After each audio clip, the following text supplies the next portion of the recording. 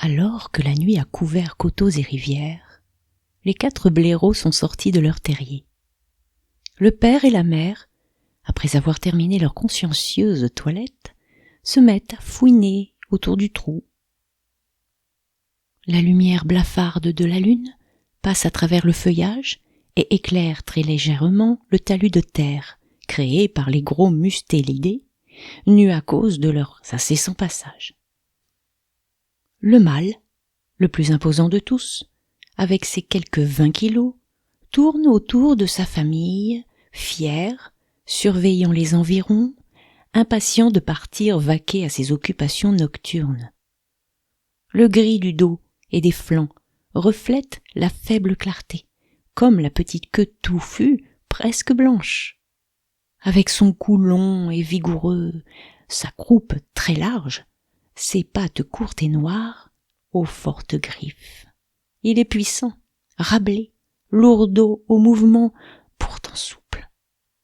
Ses petits yeux obliques semblent fouiller les ténèbres, mais sa vue est basse, et c'est surtout grâce à son ouïe et à son odorat qu'il sait ce qui se passe. La blairelle, plus petite, à l'allure tout aussi pataude, ne fait qu'un tour avant de s'asseoir pour surveiller l'entrée de l'habitation. Près d'elle, ces 2 jeunes d'un peu plus d'1 an. Ils devraient déjà avoir quitté la famille et ont pourtant passé l'hiver ici. Ils continuent à jouer moins bruyamment.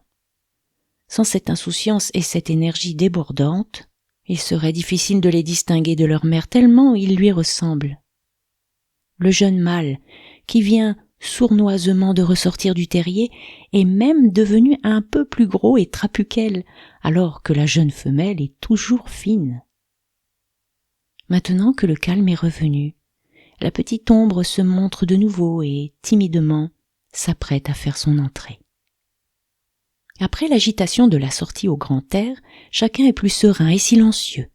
Seuls quelques soufflements et reniflements se font entendre dans le sous-bois pentu, entrecoupés de grognements du mâle, qui arrête sa ronde et, debout, attend la sortie du dernier-né des entrailles protectrices de la terre.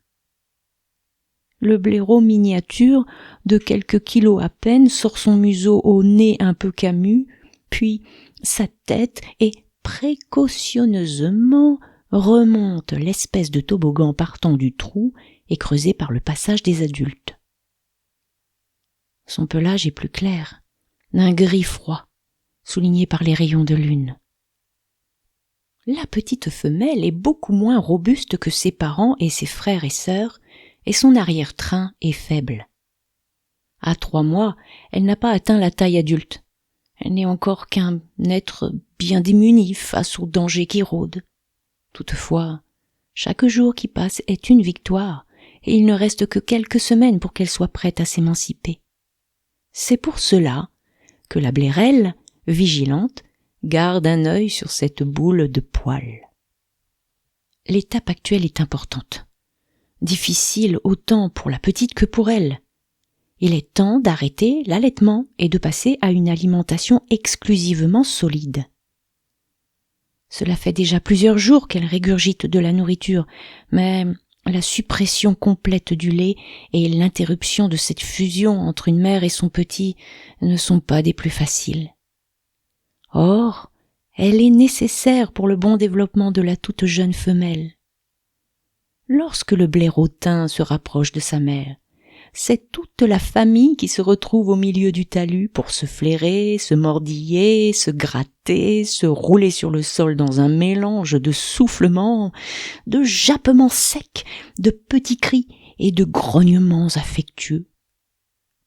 Après cette mêlée, chacun se lève et vaque à ses occupations. Le mâle quitte le premier les alentours du terrier pour une longue virée nocturne qui va se poursuivre jusqu'au petit matin. Il emprunte un sentier tracé par le passage des différents membres de la famille, qui montent vers les hauteurs du coteau. 2 de ces chemins bien visibles partent du talus, l'un vers le bas, l'autre vers le haut, avant de se partager en 2 et se partager encore, devenant petit à petit plus encombrés. Le mâle, fidèle à ses habitudes, prend toujours le même au départ et effectue un circuit presque identique chaque nuit, à quelques variations près. De sa démarche chaloupée, trottant à l'amble, il s'en va comme chaque soir, montant rapidement et bruyamment, trahi par ses bruits de pas, les bruissements du poil contre la végétation, ses reniflements et ses grognements. Périodiquement, il s'immobilise quelques secondes et écoute, cherchant la présence éventuelle d'un danger ou d'une proie. Ce n'est toutefois pas dans ce secteur qu'il cherche habituellement sa nourriture. Il sait d'autres lieux plus favorables, mais ne veut laisser passer la moindre occasion.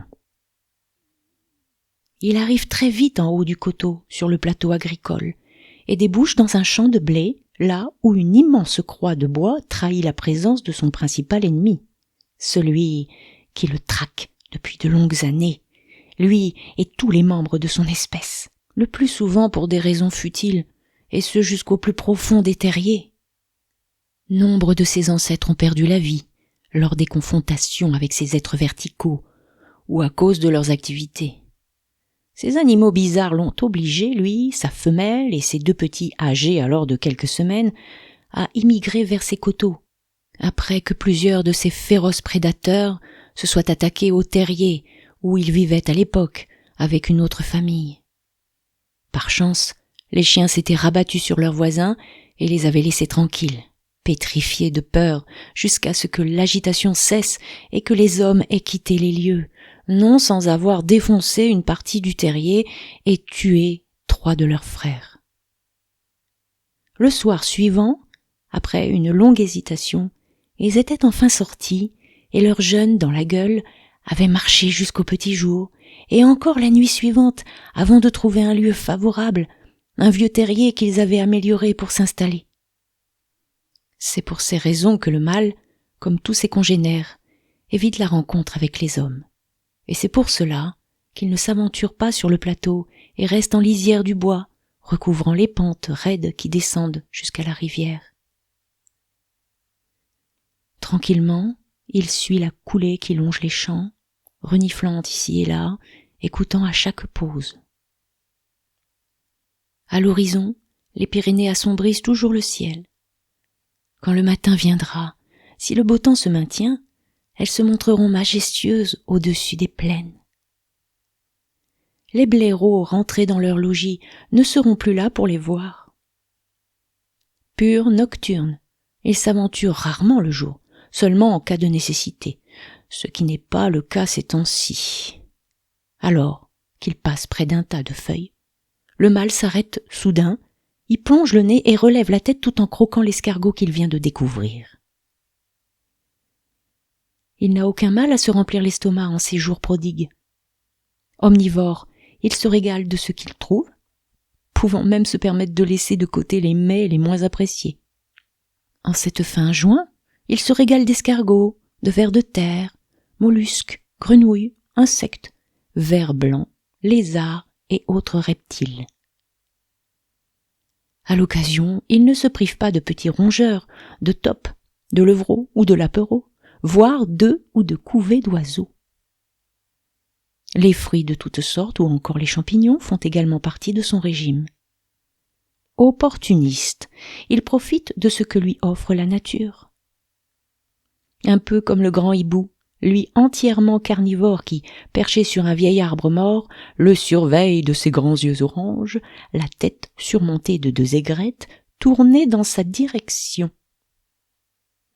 Le mâle n'y prête pas attention. Il sait qu'il ne risque pas son attaque, et ce malgré la stature imposante et l'envergure de plus d'1,50 m du rapace. S'il était blessé, plus chétif, ou s'il avait fait cette rencontre tout jeune, le risque aurait existé. Heureusement, à cette époque, le hibou n'était pas encore présent dans la région. Recolonisant aujourd'hui les territoires perdus, après une extermination sans pitié, il est de retour, et tous doivent se méfier de cette menace qui plane chaque nuit. Sauf ceux qui, comme le mâle, sont trop gros pour devenir une proie. Le grand-duc ne fait que le surveiller, car ces deux jeunes sont encore au sol, et il sait que le blaireau, lui aussi, peut être une menace pour sa progéniture. Il n'est toutefois pas trop inquiet, car les petits ont maintenant atteint une taille respectable. Ils sont presque prêts à l'envol, et il est très improbable que le danger se précise. Comme lui, le blaireau ne va pas inutilement risquer une blessure en s'attaquant à une proie difficile. Le rapace regarde le mâle reprendre sa route, passer en dessous de son perchoir, suivre la bordure du champ et disparaître sous les arbres. Si, ensuite, il ne le voit plus, il peut suivre distraitement sa progression grâce à son ouïe aiguisée.